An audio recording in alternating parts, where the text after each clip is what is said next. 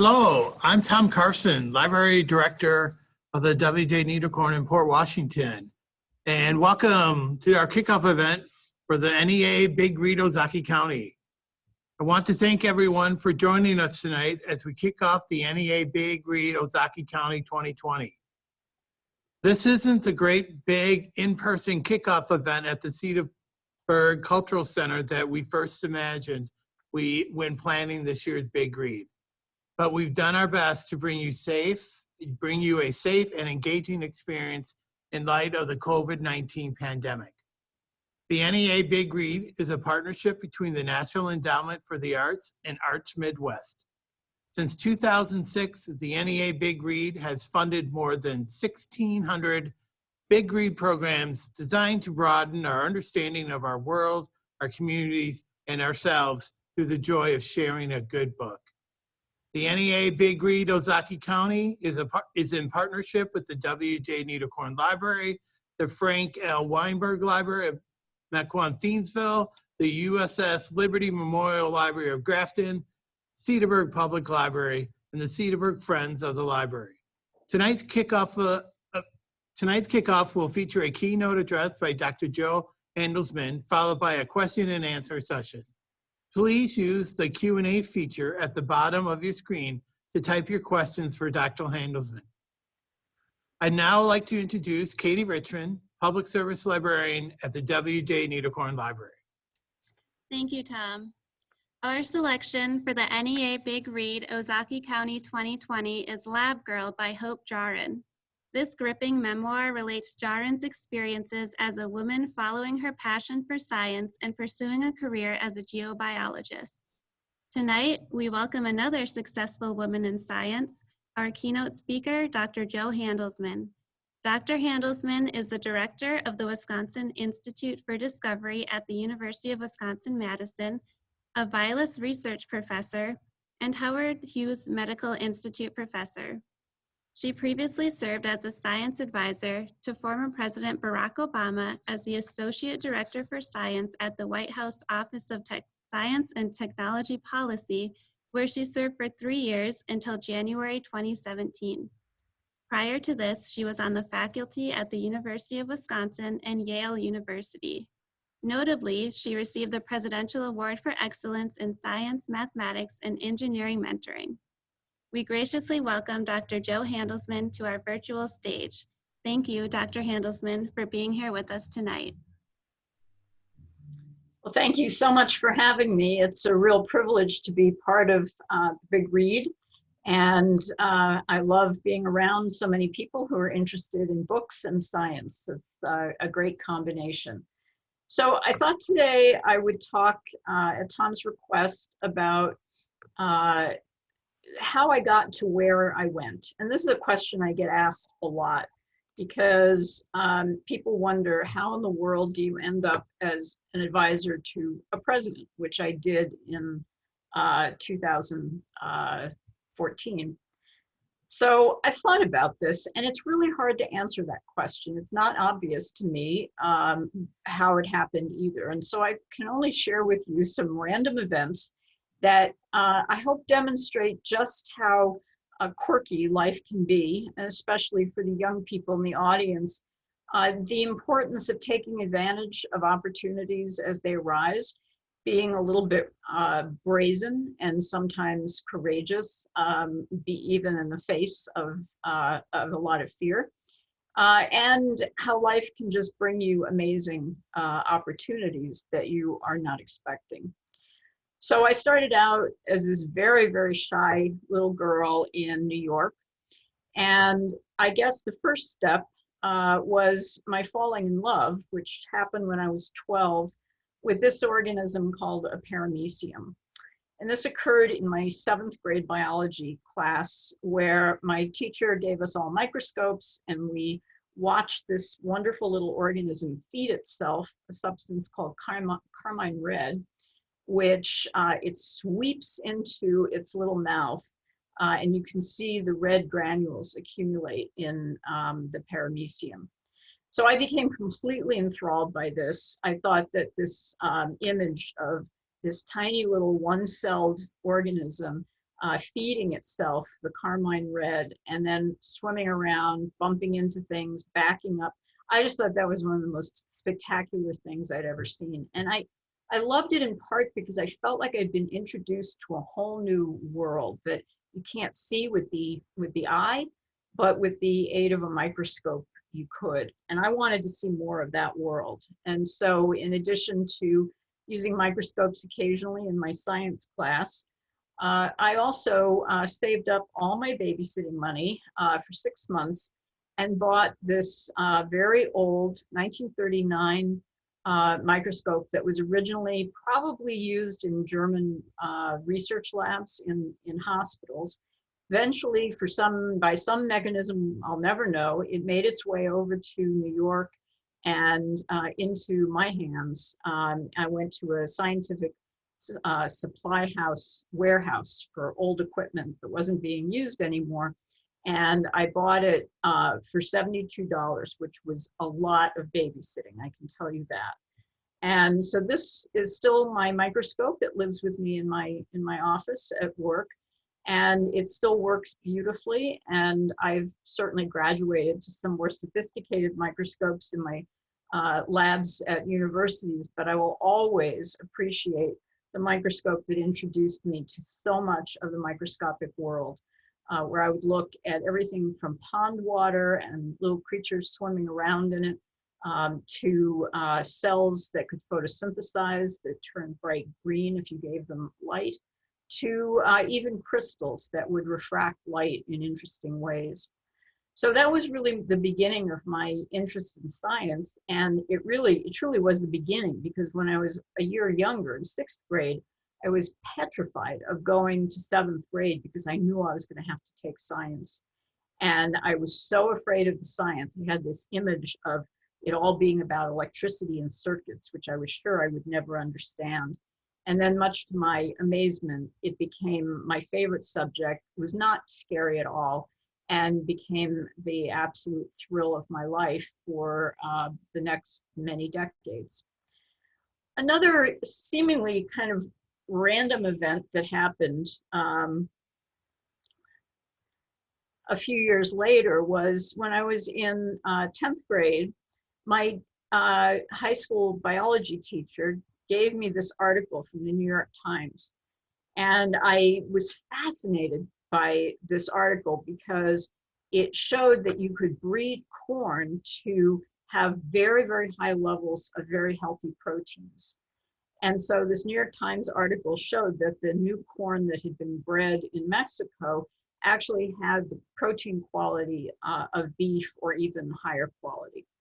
And I thought that concept of breeding plants and making the world more able to use our food supply effectively and to be better nourished with our food supply was really exciting. And it gave me not just what I had before, which was an interest in biology, but it gave me a purpose for biology. And that was really important to me because I knew I wanted to help the world, but I didn't know what I would do with my biology. And all of a sudden it became clear that agriculture was a place that I could contribute, perhaps if I made it that far.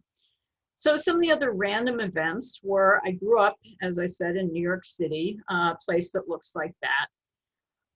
And I somehow, and I don't remember how I got my hands on this book called Control Mechanisms in Plant Development. And I guess this came from my interest in plants and breeding them for better nutrition. I read this book cover to cover, but I don't think I understood a word of it. It was so far beyond me, but I was enthralled with the mechanistic understanding of how things work in biology. And so I got this very immature 16-year-old's idea that I was going to work with one of the authors of this book, and that guided where I applied to college. And so I applied to Yale University, which is where the first author, Arthur Galston, was. And I applied to Cornell, and that's where Peter Davies was. Well, I didn't get into Yale, which was my first choice, and I was devastated, but I thought, okay, I'll go to Cornell. And then another sort of random event occurred. Well, I'll come back to that random event. skipping way forward, I just want to tell you a little bit about Yale many, many years later. So in 2010, so we're talking many decades after I applied to college and ended up at Cornell and was brokenhearted at not going to Yale. In 2010, I actually became a professor at Yale. And this is my office here on the 9th floor of the Klein Biology Tower. And I had been a professor for many years at the University of Wisconsin and then moved to Yale. And this is me in my office, and I was getting settled in, but it was extremely dusty. And I remember asking one of the people who managed the building, I said, why is it so dirty in this office? And she said, well, nobody's been in there since he died. And I said, who? And she said, Arthur Galston. And they found a picture of Arthur Galston, my hero of when I was 16 years old. And if you look carefully, this blackboard that was behind me was also behind Arthur right here. So I had unknowingly inherited the office of the man who attracted me to Yale as an undergraduate. I didn't get in, but he remained in my mind. I followed his career and then ended up in his office. I never got to meet him. He died a few years before I took over his office, and I've always regretted that. But it meant a lot to me to be in his office. And I actually got to tell his children, who were full grown, and his grandchildren, about my lifelong interest in Arthur Galston and how much it meant to me to be in his office. So that kind of many, many years later brought my life in a certain full circle, falling in love with this book on mechanisms of plant development, learning the name Arthur Galston, never meeting him, but wanting to go to Yale and being, having that desire squelched until many years later, I went there as a professor and had the connection with Arthur Galston. Okay, so going back to ancient history, as I was a teenager applying to college, when I made the application to Cornell, there was a form, and it had you had the applicant check the major that you wanted. And I was applying to the College of Agriculture and Life Sciences, so all of the topics sounded pretty agricultural. But I didn't know what some of them meant. And one of the boxes to check was agronomy, and then it said in parentheses, crop science. And I thought, okay, well, that kind of sounds like that breeding experiment where they bred the high quality protein into corn. So I think I'll do agronomy. Never heard the word before. And what I found when I got to Cornell, which is this very beautiful place on a lake in Western New York here, was that on the one hand, it was about crops, and that was a big part of agronomy. But at Cornell, the agronomy and soil science topics were fused into one department. At my current university, University of Wisconsin-Madison, they're actually separate departments. And that turned out to be really fortuitous, because even though I thought I wanted to study crops, what I was really fascinated by was soils. And I took my first soil science class, and I remember just being mesmerized by the beauty and the complexity and the wild variation among soils. Just a few examples here of just how different soils look. And the more you know about them, the more different they look. And one of the things that was most striking about the soils was their very high populations of microorganisms and the importance of the microorganisms in feeding these plants. And I began to realize that it wasn't really the plants that run the world, it was the microbes in the soil that run the world. There can be 4,000 to 10,000, sometimes even 40,000 different species of bacteria in a single gram, which is like half a teaspoon of soil. And in that same amount, you have 1 billion to sometimes 10 billion bacterial cells. So many thousands of different kinds, and then billions of cells of those kinds. And those really are the organisms that drive the events on Earth. They drive how carbon ends up in the atmosphere or ends up in the soil. So they play a big role in climate change. They affect how nitrogen ends up in the soil or in the plants, and many, many other cycles. They influence how drought-resistant plants are, how tall plants grow, and how plants get either diseased or are protected from disease. And so that was my first introduction to soil in the agronomy department at Cornell, and I've spent the rest of my career in soil. I'll tell you just a teeny bit about some of my research later, but some other things besides my research became very interesting to me and of concern to me.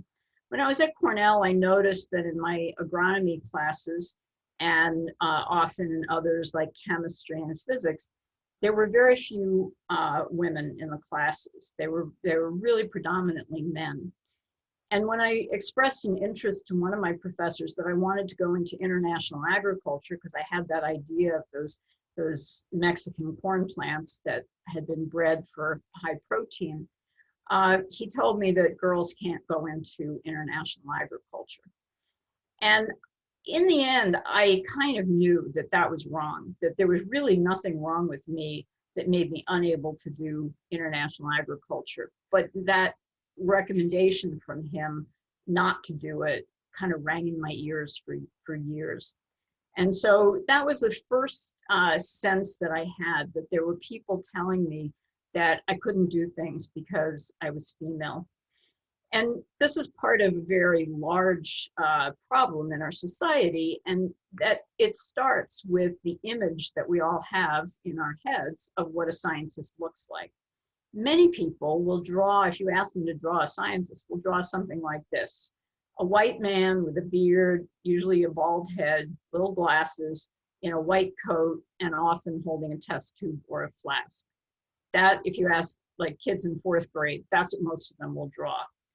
But once people have been involved in science, you ask them to draw a scientist, and they'll usually draw themselves or somebody who looks like them.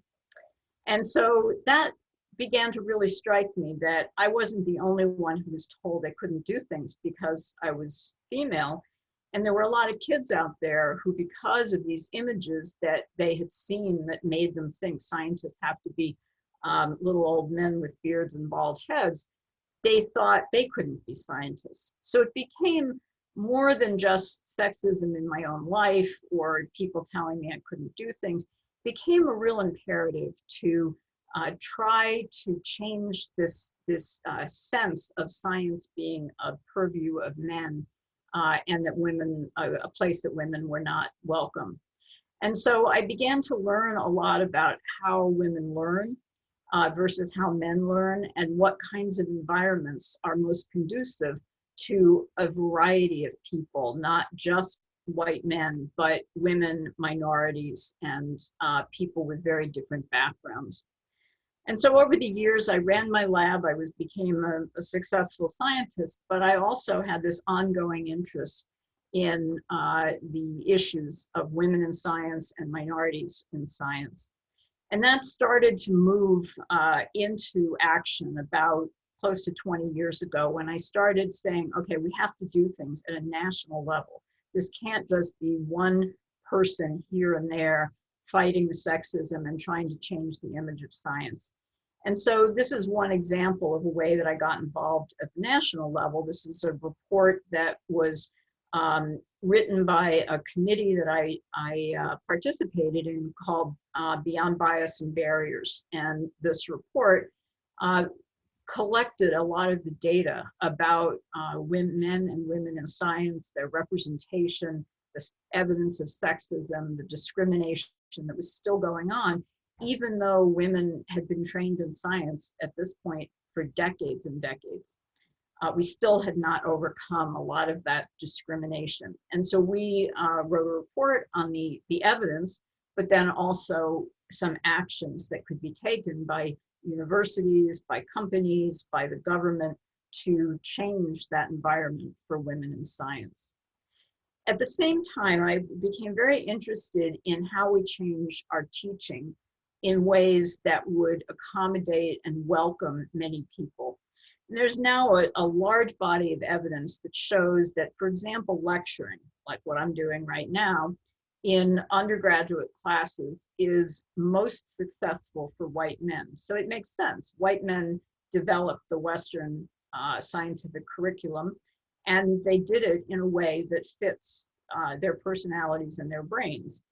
But it turns out that if you want to reach a broad variety of people, using methods known as active learning, where students get actively engaged and ask questions and answer questions themselves, is much more effective. It's more effective for white men, but it's way more effective for women and minorities and students who maybe come from different kinds of backgrounds.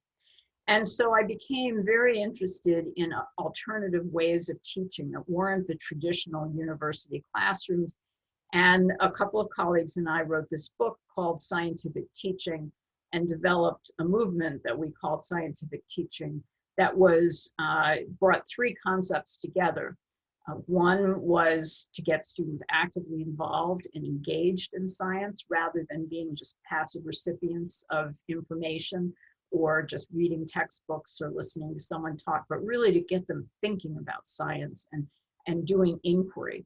The second part was to assess the impact of teaching, which is something that we really weren't doing very effectively in most college science. But we need to ask every day that we interact with our students, we need to ask, are they getting what we're trying to teach them? Because so often teachers and professors find only weeks later when they give an exam or something like that, that the students didn't get the idea. And it's far more important to find out at the time that students are confused or they don't understand or they're just not able to keep up. And so that's the second part, is the assessment. And then the third part is to make sure that all teaching methods that are used accommodate and welcome all students, and so that a variety of students can be successful in science. Because as it turns out, science is not just the purview of white men, but unfortunately, kids and even young adults, and probably many senior adults, still believe that men are more successful in science and white men continue to be the dominant leadership in science, although that's changing. Because of my activity in this area of teaching, I was asked to serve on a committee that wrote a report for President Obama. This was in 2010, and we published the report in 2012. And it was a report on what to do in higher education to improve science education, and particularly to broaden the base of college students who select STEM, science, technology, engineering, and math majors, and then also persist in them. Because what we found was that there's a great shortage of scientists at the college trained level in this country, but there wouldn't be if we kept all the students who came to college interested in science in the sciences throughout their college careers. But we found that instead of keeping them and increasing their excitement, we simply just squashed their excitement about science. And 60% of the students who start college interested in science, by the time they graduate, have graduated in a different major. And what we found was that it was the introductory courses that first introduced students to science in college that were discouraging them. And so we wrote this report about how to revamp the introductory science curriculum at the college and university level, and how the federal government could play a role in that. And then we submitted this report to President Obama.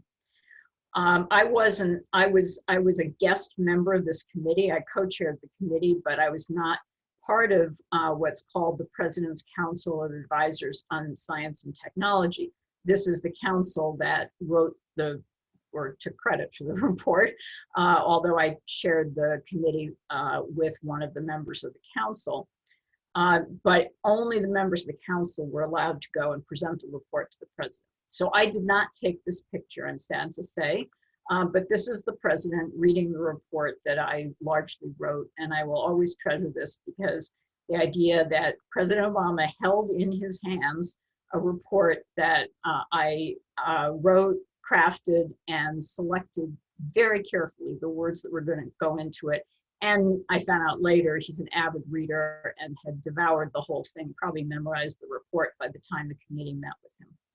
So that was a kind of exciting moment. And I can only imagine, I don't know for sure, but I can only imagine that it was that contact, because he did know that I was responsible for a lot of the report, even though I wasn't invited to this meeting, that made him interested in having me on his staff as a science advisor. And so one day I was working at my desk in the middle of a blizzard. This is when I was at Yale. I was stuck at home in 36 inches of snow, and the phone rang, and it was the president's top science advisor, John Holdren, who is shown here on the right, swearing me into office. And John said, well, the president and I would like you to come to the White House and run the science division of the Office of Science and Technology Policy. And I said I wasn't really interested. It was, very humbling and amazing offer, but that I had a lab to run, I had classes to teach, and I just couldn't imagine deserting all that. Well, after a couple of months of being pressured and finding out that they didn't have another candidate, that I was the only one that they were really thinking about, which was pretty flattering and pretty staggering to me. John finally talked me into coming to Washington and advising the president on science. And part of it was that I saw that my interests in science weren't very well represented in the Office of Science and Technology Policy. John Holdren is a plasma physicist, and his major, one of his really driving motivations in science advising was working on climate change. There were many people who worked on environmental issues, climate change being one of them, various engineering issues, technology development, but there wasn't a whole lot in either diversity in science, women and minorities and their role in science, or microbiology, which was my major interest, or soil, which is another interest of mine, or agriculture, which is another interest of mine. So that was really what convinced me that despite President Obama's tremendous efforts in science and science education, some of the things that I was most interested in weren't, in fact, on his agenda, at least that I could see from the outside. And so I finally accepted the invitation, and the White House Ethics Office was very strict. They wouldn't let me run my lab, so I had to transfer all the responsibilities for my lab at Yale to other people and transfer my grants, and I could only visit my lab once a month. And I moved to Washington, and I went through the confirmation hearing in the Senate, which went exceedingly well. People usually think confirmation hearings are horrible, and I actually had fun at mine. And then, unfortunately, the confirmation sat for almost 9 months due to reasons I won't go into here. And I finally got officially confirmed, and I was able to take my position. And this is the day that I was sworn in by John Holdren. And so what did I do in this job? Well, the variety of things that a science advisor does really staggered me, just were overwhelming at first and then thrilling after a while. So one thing I never thought I would do, for example, was learn about telescopes. Here I was a biologist. I loved looking at little tiny things with microscopes. And all of a sudden I had to learn all this stuff about telescopes, looking at the biggest objects in the universe. And this was my first introduction to telescopes. And in fact, this is the telescope at Green Bank, West Virginia. And it's a radio telescope. And it's a unique telescope because this dish, it doesn't look as big as it is here, but the dish is about the size of a football field. And it's completely steerable. So you can move it this way and that way, 360 degrees. You can rock it side to side and back and forth. And even though I'm deathly afraid of heights, I actually climbed all the way to the top over here of the tower over the telescope, and got to see right into the dish and began to understand how this radio telescope worked. So that was my first introduction to the breadth of topics that I was going to have to deal with and challenges. The problem with the Green Bag telescope was that it was under threat of being defunded by the government. And so we had to figure out a way to save the telescope because it was a very unusual, in fact, unique telescope in its capacity. I also got involved in bringing to the president the concept of precision medicine, which is the idea that we could make medicine more effective by tailoring our treatments to the individual that is being treated. And so an example of precision medicine, a very old example, is eyeglasses, where if you can't see, if you're having trouble seeing and you go to an eye doctor, they don't just pull a generic eyeglass off the shelf and say, here, this will fix your problem. They take measurements of how your eye refracts light, and then based on that, they write a prescription for glasses. But much of the rest of medicine is much more generic than that. If you have diabetes, usually you will be prescribed a certain regime, and you go through the same steps, whether you're one person or another with diabetes. Same with cancer. Cancer drugs have been found to work in less than 50% of the patients, this is overall, that they're prescribed to. But very often a certain drug will work and another one wouldn't. Well, what if we could jump right to the drug that works and skip over all the intermediate steps? I found that, and this was one of the examples I shared with President Obama, that one of the least effective groups of drugs as individuals are antidepressants. You probably all know they're very, very widely prescribed. And if someone tries about 5 different antidepressants, they're likely to find one that works. But each one only has about a 20% chance of working. And so what if you could read a person's genome or take a blood sample or have them breathe into a tube, and based on those findings, whatever you found in those tests, you could say, aha, we're going to go directly to Prozac for this person and not try Zoloft because we know that the Prozac will work and the Zoloft won't. And so that is the goal of precision medicine, is making it more carefully and precisely tailored to the individual and their characteristics. And so we presented, I wrote a memo with a group of scientists. This is John Holdren, the top science advisor.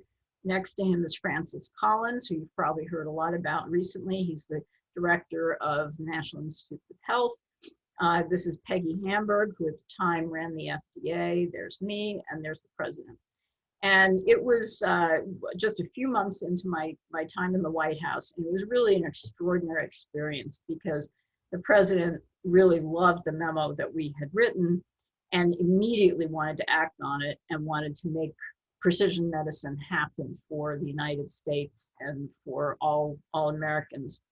And so he had a meeting with us scheduled for 45 minutes, and he stayed an hour and a half. And John Podesta, who is shown here in the middle, kept coming in and saying, Mr. President, your plane is waiting, you really have to go. And the president said, yeah, I'm coming. And then by the third time he said, John, the plane is mine and it'll wait for me. And he just wanted to finish his conversation on precision medicine. And that was my first exposure to President Obama's passion for science, and coupled with his passion for doing the right thing for Americans. No matter what we brought him, his first question would be, how many Americans will this affect and how will it change their lives? That was always what his metric for looking at a new initiative. So he was enthralled with precision medicine, and it moved very quickly. I thought the job was going to be really easy because this was my first initiative. It wasn't quite as easy as this one, but it helps when you have the president backing your initiative. And so in a very short time after this meeting in his office, he announced the Precision Medicine Initiative in the State of the Union address. This was the 2015 State of the Union. And then about a week later, we had an event in the East room in the White House, where he laid out the precision medicine agenda in much more detail. But just getting, we actually ended up getting a whole paragraph in the State of the Union address dedicated to precision medicine. And that was because the president was so excited about it. And so that was kind of my first exposure to proposing an initiative and then having it be enacted. What I didn't realize was that if you don't have that level of enthusiasm from the president, you don't usually have quite as easy a time getting enacted. This was a very successful initiative, and today a few years ago, we passed a bill that dedicated $4.8 billion to precision medicine. And it was so popular on both sides of the aisle that it passed the Senate 92-8. And if you remember what the Senate was like in 2016, toward the end of Obama's administration, it was pretty full of strife. They couldn't agree on a lot. So that tells you how excited the Senate was about the precision medicine initiative.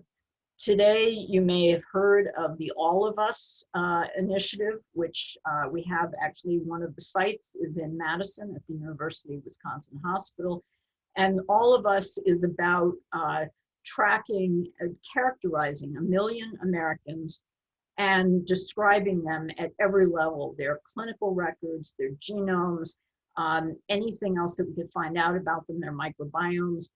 And we have enrollees all over the country. I don't even think they're done enrolling. We don't have the full 1 million yet. But that was one of the key initiatives, was to get detailed information about 1 million people so that we could then begin to make predictions about, if someone has this set of characteristics, either their genes or their diet or their zip code or their microbiome, we can predict that they will respond in this way to their environment or drugs or threats of disease. So that was probably the most successful thing I did while in the White House. One of the things that was a little bit less successful was my interest in soil. And I had a really hard time convincing people of what I knew to be true, because I had the data in front of me, that we're losing our soil at an incredibly fast rate. It's disappearing by erosion, getting washed away in some areas, blown away by the wind in others, at about 10 to 100 times the rate at which soil is naturally made. So you don't have to do the math to figure out that's not sustainable. We can't be losing something at 100 times the rate it's made and expect to have any soil left in a period of time. And the numbers are quite frightening in some parts of the world, some parts of the United States, of how short a time we have before there will be no soil in various places, and we won't be able to grow crops, and we will lose enormous amounts of carbon from the soil into the atmosphere. But oddly, despite how critical and really what a crisis we're in with soil, I couldn't get any traction with the soil initiative. And I didn't quite understand it, because I had had several very, very successful initiatives where either the president or colleagues on the staff had come on board. But this was one I couldn't get to the president. His staff around him kind of wouldn't let me into the inner circle when it came to soil. And that was partly probably because it was the last year of his administration, and it was probably just a little too late for a new initiative. And also that I think people had a very hard time believing that this problem was as serious as I was saying, and they hadn't heard about it. And in fact, people said that to me. Well, if this was important, I would have heard about it. And to be honest, in retrospect, I rewrote those lines to be not, if this was important, I would have heard about it, but to be, if this was important, I would have heard about it from a man. Because what I found was that if I didn't have the backing of a powerful man like the president or John Holdren, it was sometimes very difficult to introduce really new ideas. And if it was something people had heard of, it was easier to convince them that it was a problem or something that could be fixed. Then it was much easier to move it forward. But if it was truly a new idea, I saw this across the White House, and it was not unique to the White House. I think this is true in science. It is very difficult still for women to advance new ideas and have them accepted. It takes a lot longer than, on average, than for men. So finally, I led a group that wrote a report on the state and future of US soils, and it's a framework for how to go forward with the soils of the United States and how to protect them and build them rather than lose them. And so I tried to share my love of soil with many people in the White House. I found that unlike all the other initiatives that I worked on, people questioned whether I was right. I was brought in as an expert. I had spent 40 years studying soils in classes, in books, and in my own research lab. And yet my credibility was questioned because people had never heard this idea that soil was disappearing.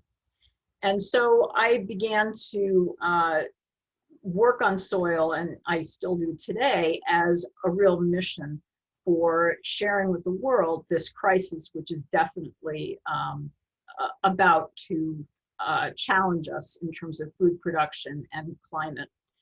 So I'm writing a book right now called A World Without Soil.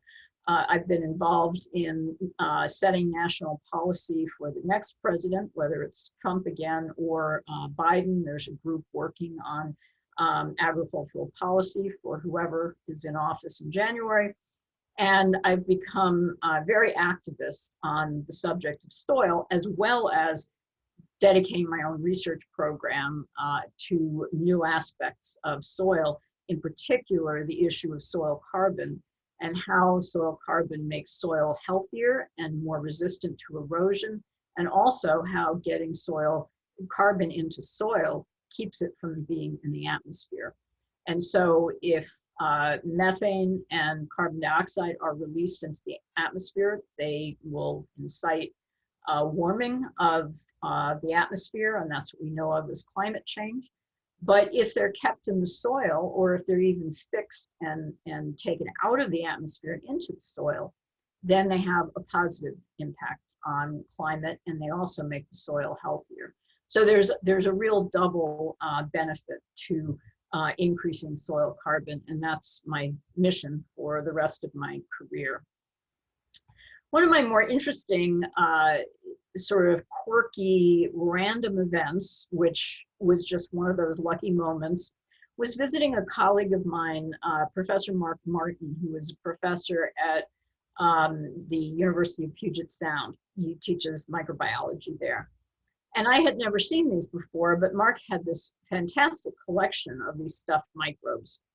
And I gave a seminar there, and I visited Mark's class, and we had a fantastic visit. And I guess he was very grateful for the visit, because he sent me 2 stuffed microbes, because he saw that I was kind of taken with his microbes.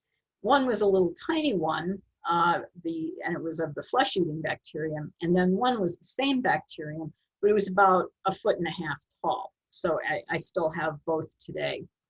So I had been interacting with the president on issues of microbiology pretty often. And one day I decided he needed to kind of be focused more on microbiology. And so I was in a meeting, and when everybody else left the meeting, I said, Mr. President, one more thing. And I told, you're not supposed to give anything to the president in the White House. So I made sure that the Secret Service guy was blocked from view by the president, so that he couldn't see what I was doing. And I got away with this, and I pulled this microbe out of my pocket, and I said, I just wanted you to have this flesh-eating bacterium, because you had mentioned something about flesh-eating bacteria in one of your comments, and there were some inaccuracies there, and I wanted to correct those. And so in this very brazen moment, I, 1, corrected some of the president's misconceptions, and 2, gave him this kind of silly stuffed microbe. And it's a really cool microbe, because as you can see, it has what this is a fork and a knife on its stomach, which is representative of its ability to eat flesh. Very amusing little stuffed creature. And I walked out and I thought, oh my God, made an absolute idiot of myself in front of the President of the United States. I cannot believe I just did this. I gave him a stuffed thing. And then I hear this voice behind me, and it's the president. He said, hey, by the way, I need one of these for Ebola. And of course, the Ebola crisis had just started, and I was working with him on that. And so I said, coming up, Mr. President. So I went back to my office feeling, well, if he was asking for an Ebola virus stuffed microbe, then maybe I hadn't done such a terrible thing. And it turned out one of my staff happened to have a stuffed Ebola virus. And so I brought it back to the White House, and apparently the president just loved it. And so every time I went up, I gave him a different microbe. I developed quite a collection, and now he has quite a collection. I gather it's going to be, the entire collection is going to be in the Presidential Library in Chicago. And he was just so proud of his collection. He could, one of the things about President Obama is that he has what appears to be a photographic memory. He never forgets anything he hears. And so he could recite all the microbes that I had brought him and what their characteristics were. And of course, his favorite, I think, remained the flesh-eating one for all times. But he would tell people about his collection. And one time, I brought this group of scientists through the Oval Office for an awards ceremony. And afterwards, I stopped and I gave the president, they were kind of out the door, and I stopped and gave the president his microbe of the day. And he said, oh, what's this one? What does it do? So it was an oxygen producing microbe. And so I explained what it did. And he said, oh, so this is a good one. I said, yep, this is one of the best bacteria. This is why we have oxygen to breathe, because this guy produces so much oxygen.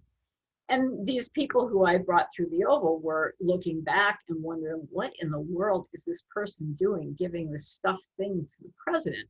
So they kind of creeped back into the office, and they said to the president, well, what are you going to do with it? And he was very cheerful and very instructive about it. He said, oh, I have a collection, as if, like, doesn't everybody? And what he's doing here, there's actually a video of this somewhere online. He's actually imitating the flesh-eating bacterium, and his hands there are the equivalent of holding the fork and knife. And he basically acted out all of the microbes that I had given him and described what they did. So this group of scientists were totally, I think their idea of the president was totally transformed from a fairly serious discussion they had had with him to realizing that he was enthralled with his stuffed microbe collection.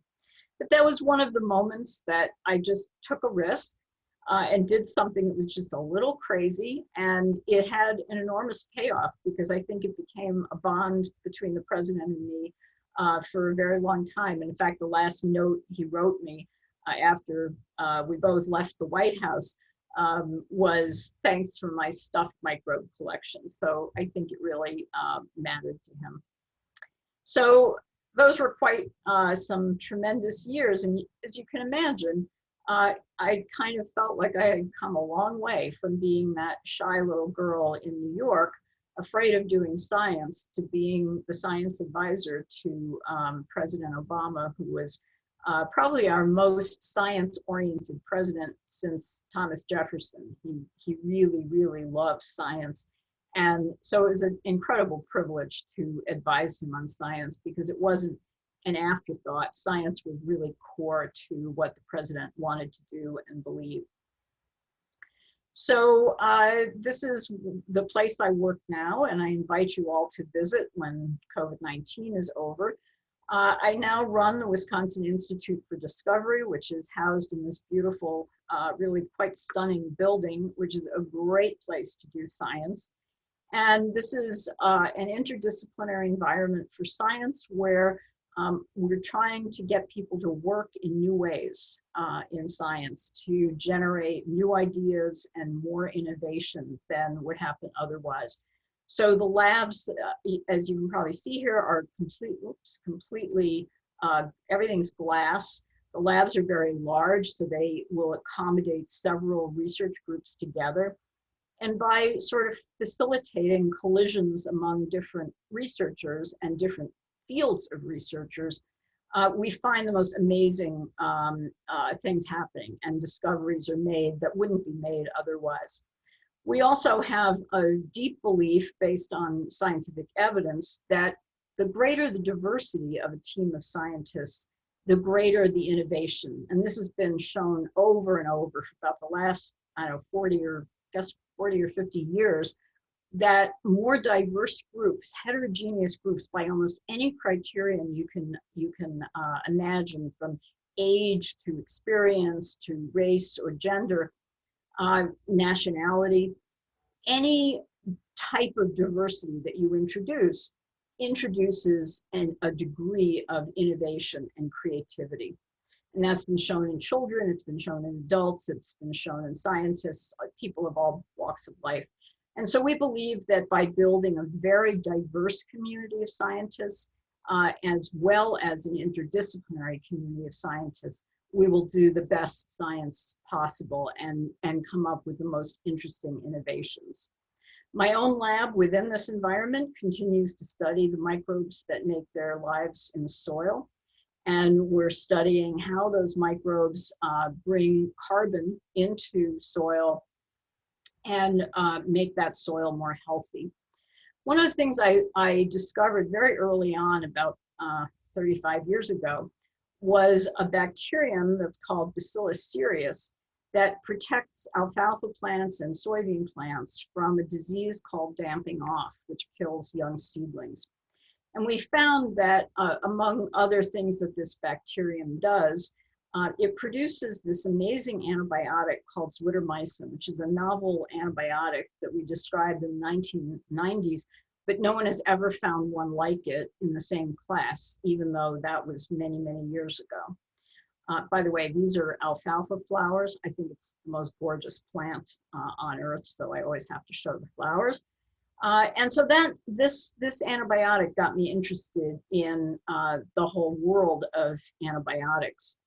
That became particularly important as it became clear that the frequency of mortality and diseases that were caused by antibiotic-resistant bacteria was increasing tremendously. And so this is a plot of cases of methicillin-resistant Staphylococcus aureus, which is also known as MRSA. You may have heard of it as that. This is a bacterium that used to be very treatable, but over time it has evolved and become resistant to the antibiotics that we use to treat it. And there's been a 15-fold increase in MRSA-associated mortality since 1993, and that's a very rapid increase. This is happening not just with MRSA, but with many, many other bacteria, and we're really on the verge of a crisis. We're in a crisis, but it's going to get worse as more and more bacteria follow the same trajectory and develop resistance to antibiotics. So I've developed a network called the Tiny Earth Network, which is a way of discovering new antibiotics using students as the workforce. So Tiny Earth is a course that enables students to find antibiotics in the soil, which is where most of our antibiotics come from. And then we work together as a full network to determine the structures of the antibiotics, their activities, and whether they have potential for commercialization. This project started when I was at Yale, but I brought it here when I came back to Wisconsin, and it has grown enormously. We now have about 10,000 students a year taking the course across the world.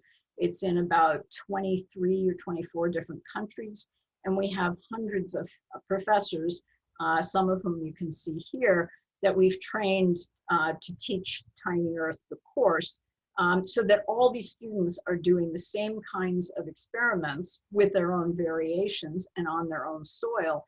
And then we end up with a worldwide collection of antibiotic-producing bacteria.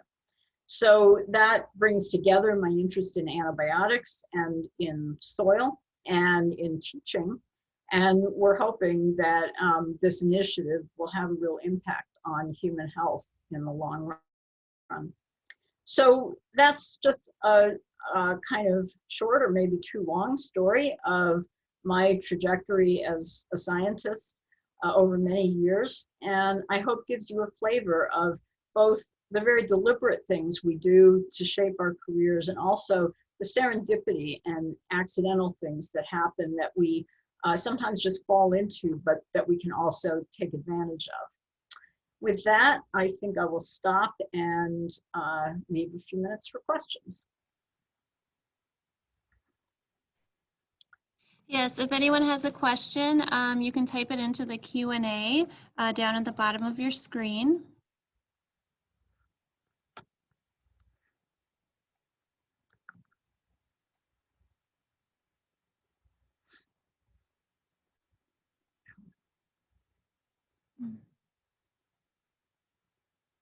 I have a question. Were you really nervous to meet the president? Yeah, the first time I went to the Oval Office was actually before I had any inkling that I would ever work for him. And it was when I won a presidential award, which you mentioned. So it was quite an experience. I went into his office with, I don't know, about a dozen other awardees. And so I had kind of the ability to hide among numbers, but I was still pretty delirious to meet the president.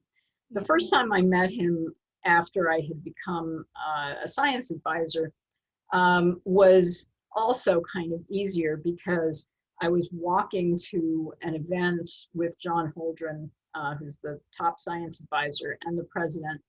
And the president asked me, John introduced me as being the new science advisor, and the president asked me what I worked on, and we got talking about science education. And he is so easy to talk to that the conversation just flowed, and it was actually not as scary as I thought it would be. I felt a little tongue-tied, but I think I did okay. And then the next time I was in his office was for the precision medicine meeting that you saw the picture of. And I remember getting slightly, and I knew I was going to have to speak, and this was, like my big initiative to present, and I was petrified. I remember standing there, and the Oval Office has this really deep carpeting, and there's like almost a uniform that women wear in the White House, or at least they did in those days, always wear high heels. So I was wearing heels, and I could kind of feel my heels sinking into this thick carpeting. And I got slightly dizzy, and I thought I was going to die on the spot. And I thought, oh my God, what happens if I faint in the middle of the Oval Office before I even get to present precision medicine? Fortunately, I kept myself upright, and I managed to present. And the president was very kind. I think he knew that it was, of course he knew it was my first big presentation to him, and he knew people get nervous. So after the presentation, he came running over to me, and he said, "Great job, Joe," and he shook my hand. And he never did that. I mean, I never saw him do that with anybody again. And so I think that was just him being kind to try to get me to relax. But yeah, it was pretty nervous. Yes, I'd imagine. But I loved hearing your stories about your relationship with him. That's really neat. And the stuffed microbes. We do have a question that came in. So someone would like to know, is STEM training changing to include the different ways women and minorities learn? Yes, that's a great question and a very exciting answer. We are seeing a change in the ways that we teach using more inquiry-based methods.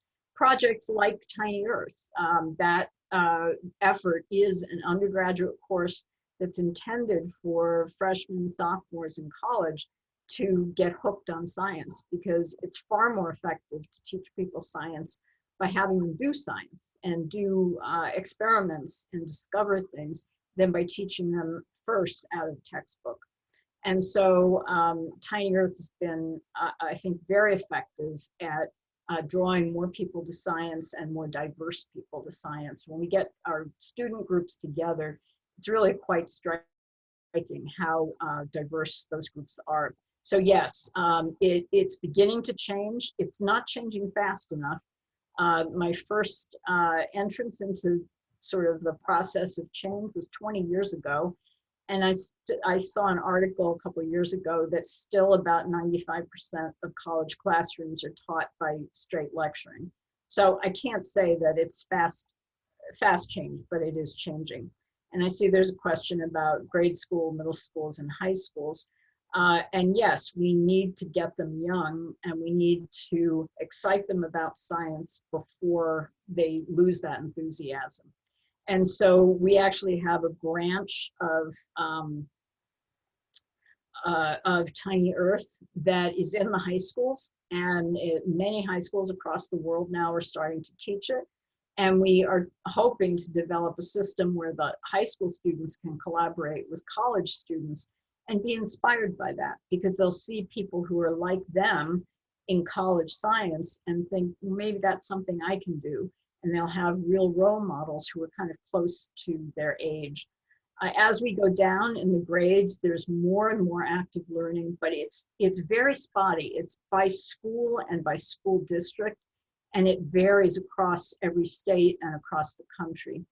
The good news is that the science standards that most states use as their benchmarks for student progress are based now not just on facts and information, but also on the scientific process of asking questions, posing hypotheses, evaluating data. And so I think that the more schools that adopt the science standards, the more change we'll see. But we have a lot more work to do, but there's a good start toward change, and there are good curricula out there for both elementary school, middle school, high school, as well as college curricula. We just need to get them implemented. Right, are there, oh, just a comment. Somebody's looking at the Tiny Earth website now. That's great. Any other questions?